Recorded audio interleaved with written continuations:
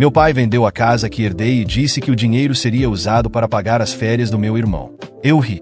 Uma semana depois, quando meu advogado o chamou, a risada desapareceu. Honestamente, pensei que meu pai estivesse brincando quando disse que esse dinheiro seria para as férias do meu irmão depois de vender a casa que herdei.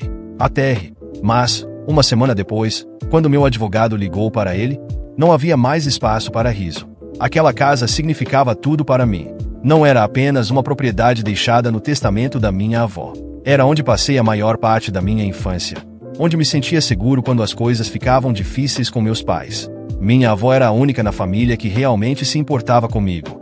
Praticamente me criou enquanto meus pais estavam ocupados demais com suas próprias vidas e focados demais no meu irmão mais novo, Ada. Ela sempre esteve lá para mim. Ela me fazia sentir que o importava. E quando morreu, me deixou a casa. Não foi uma surpresa. Meus pais raramente a visitavam. Nunca moveram um dedo para ajudar quando ela estava doente. Adam, o filho dourado, também não se importava. Estava ocupado demais fazendo nada. Aos 24 anos, ainda morava em casa, desempregado, mas, de alguma forma, cheio de potencial aos olhos do meu pai. Há muito tempo aceitei que eu era o filho esquecido, o que tinha que se virar sozinho. Mas nunca pensei que chegaria a esse ponto. Uma tarde, decidi passar pela casa, só para vê-la. Eu não havia me mudado para lá, já tinha meu próprio lugar, mas gostava de saber que ela ainda estava lá, esperando por mim. Mas ao chegar, senti que algo estava errado. Havia carros na frente. Não os meus, nem os da minha avó, mas de outra pessoa. Caminhei até a porta e toquei a campainha. Alguns segundos depois, um homem de uns 30 e poucos anos abriu a porta, com uma mulher parada atrás dele. Eles pareciam confusos. "Posso ajudar?" perguntou o homem. Franzi a testa. "Sim, está em a minha casa. Quem são vocês?" A mulher soltou uma risada nervosa. "Compramos esta casa no mês passado do proprietário." Senti como se tivesse levado um soco no estômago. "O quê?" O homem cruzou os braços. "Compramos legalmente. Qual é o problema?" Minha boca ficou seca. Olhei para eles, para os carros, para a varanda que já não era minha, e mal conseguia processar. Peguei meu telefone, chequei meus e-mails, minhas mensagens. Nada. Nenhuma notificação, nenhum aviso de venda. Mas eu já sabia o que tinha acontecido. Não disse mais nada. Apenas me virei, entrei no carro e dirigi direto para a casa dos meus pais. Adam era o único em casa, jogado no sofá, mexendo no celular. Mal levantou os olhos quando entrei. "O que foi?" murmurou. Respirei fundo e tentei manter a calma. "Onde estão mamãe e papai?" Ele deu de ombros. Apertei os punhos. "Por que eles venderam a minha casa?" Adam piscou. "Ah, sim." Ele assentiu como se fosse um comentário qualquer. "Eles voltam logo." Então voltou a olhar para o celular. Fiquei ali, parado, por um minuto inteiro, encarando ele. Ele simplesmente não se importava. Então esperei. Quando meus pais finalmente entraram, não os deixei nem sentar. "O que diabos vocês fizeram?" Meu pai suspirou como se eu fosse o problemático. "Olha, Hubert, não era justo você ficar com a casa. Sua mãe e eu tínhamos outros planos." "Planos?" Repeti. "Então vocês falsificaram documentos e venderam minha casa." Meu pai continuou, completamente indiferente. Adam precisava de umas férias. Dessa vez, quase ri de novo. Mas não tinha graça. Balancei a cabeça. "Eu não vou deixar isso passar." Virei-me e saí, porque meu pai não fazia ideia do que estava por vir. Mal lembro como cheguei em casa. Minhas mãos seguravam o volante tão forte que meus nós dos dedos estavam brancos. Ainda conseguia ouvir a voz do meu pai na minha cabeça, calma e condescendente. Como se não tivesse me roubado.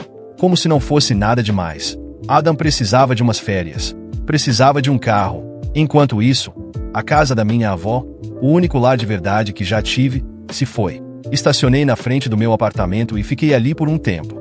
Eu não ia deixar isso passar, mas também não ia me precipitar sem um plano. Meu pai era arrogante, mas não era burro. Se fez isso, deve ter coberto seus rastros. Então liguei para meu amigo Daniel. Daniel era advogado, e não apenas bom no que fazia, mas implacável. Se houvesse qualquer sinal de fraude na venda, ele encontraria. Contei tudo para ele pelo telefone. E quando terminei, ele estava furioso. "Me encontre amanhã no meu escritório", disse ele. "Traga tudo, e-mails, documentos, mensagens. Não me importa se for um cartão de aniversário da sua avó. Se mencionar a casa, eu quero." Não dormi muito aquela noite. Minha mente não parava de repassar tudo. A voz da minha avó, o sorriso do meu pai, a indiferença de Ada. E, por baixo de tudo, Um único pensamento. Eles acham que ganharam. Não tinham ideia do que estava por vir. Na manhã seguinte, me encontrei com Daniel no escritório dele. Entreguei cada documento que tinha. O testamento da minha avó, extratos bancários, até mensagens antigas onde ela falava sobre o quanto queria que eu ficasse com a casa. Ele revisou tudo por um tempo, então se recostou na cadeira. Seu pai é um idiota, disse. Finalmente, ergui uma sobrancelha. Por quê? Porque ele não só cometeu fraude, como deixou um rastro de papel. Daniel girou o monitor e me mostrou algo que eu não esperava. Uma assinatura falsificada. Minha assinatura. Me aproximei. Espera, essa não é minha. Daniel murmurou. Seu pai falsificou seu consentimento para a venda. E fez isso com um notário que já foi investigado por negócios duvidosos. Isso é péssimo para ele. Muito péssimo. Soltei um longo suspiro. Então, qual é o plano? Daniel estalou os dedos. Primeiro, enviamos uma notificação formal. Damos a chance de devolverem o dinheiro antes de levarmos isso ao tribunal. Mas, pelo que você me contou sobre seu pai, duvido que ele coopere.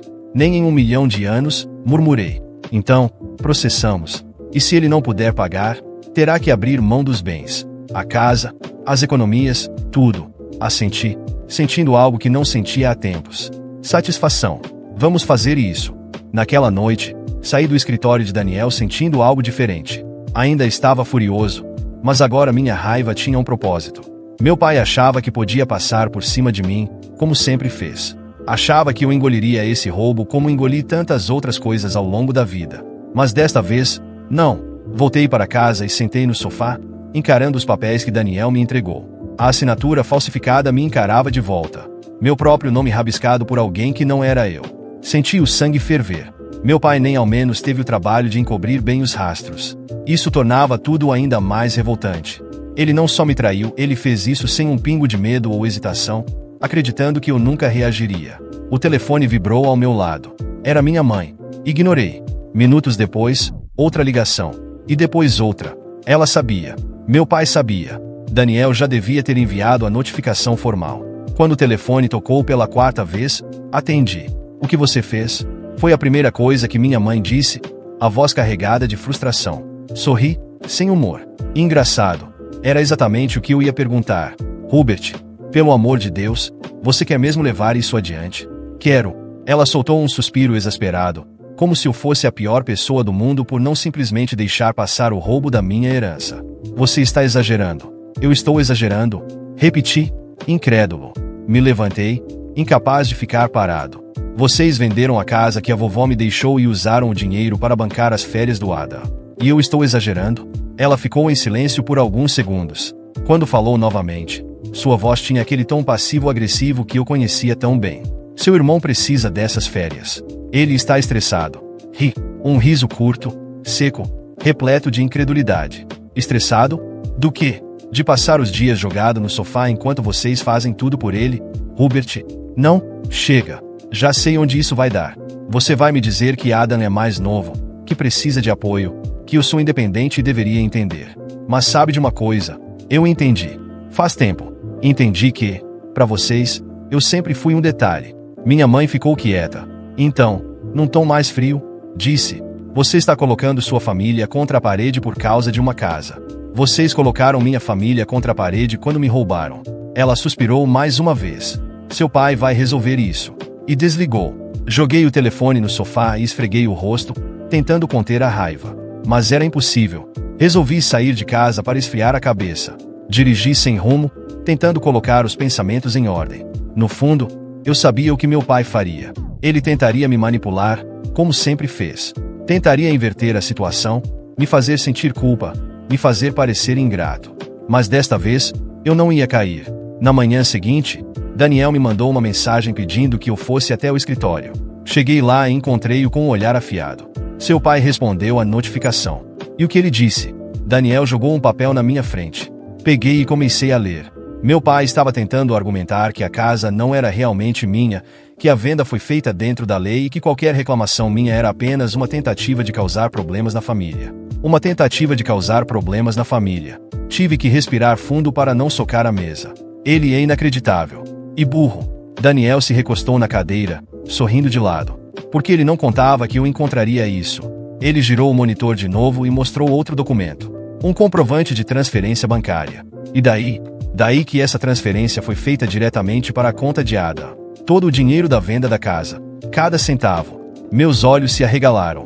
Meu pai vendeu minha casa e simplesmente deu o dinheiro todo pro Adam? Daniel assentiu. O que não é só moralmente nojento, mas também ilegal. Seu pai não só falsificou sua assinatura, como também realizou uma transação sem qualquer respaldo jurídico para beneficiar uma terceira pessoa que não tinha direito algum à venda. Isso, meu amigo, é lavagem de dinheiro.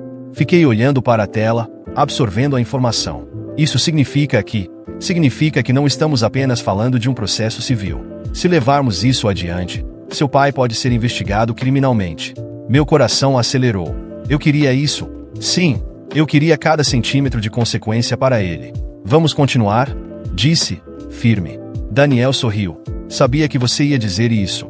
Asterisco, asterisco. 2 semanas depois, as coisas começaram a desmoronar para o meu pai. A primeira pancada veio quando Daniel entrou com o processo formal. Meu pai foi notificado oficialmente, e isso fez com que ele perdesse a postura tranquila.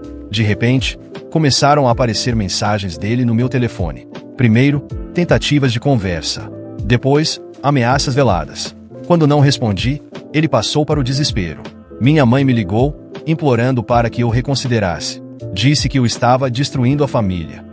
Eu só perguntei: quando vocês me roubaram, vocês não destruíram a família? Ela não soube responder. A segunda pancada veio quando Daniel conseguiu envolver as autoridades. Uma investigação foi aberta. Meu pai tentou bancar o confiante, mas quando um investigador bateu na porta dele, a fachada começou a rachar. E então, veio o golpe final. O comprador da casa, aquele casal que abriu a porta para mim, foi chamado para depor. E eles não estavam nada felizes ao descobrir que tinham comprado uma propriedade fruto de fraude. O que significava que a venda poderia ser anulada. O que significava que a casa ainda poderia ser minha. E o dinheiro tinha ido direto para Adam, e como resultado disso, as contas da minha família estavam sendo minuciosamente investigadas. Meu pai entrou em pânico. Ele tentou me contatar de todas as formas. Mas eu não atendi. Não havia mais conversa. Eu não tinha mais família. Só tinha certeza de que, desta vez, eles não tinham vencido. Nos meses seguintes, as coisas foram de mal a pior para meu pai. Cada nova descoberta no processo só piorava a situação dele. Não apenas a venda da casa foi considerada fraudulenta, mas a investigação financeira revelou inconsistências em várias transações feitas por ele ao longo dos anos. O homem que sempre se gabou de estar no controle de tudo agora estava encurralado. E eu estava apenas assistindo tudo desmoronar. O Adam, por sua vez, entrou em modo de negação. Continuava vivendo como se nada tivesse acontecido, desperdiçando o dinheiro da venda em festas, viagens e bobagens.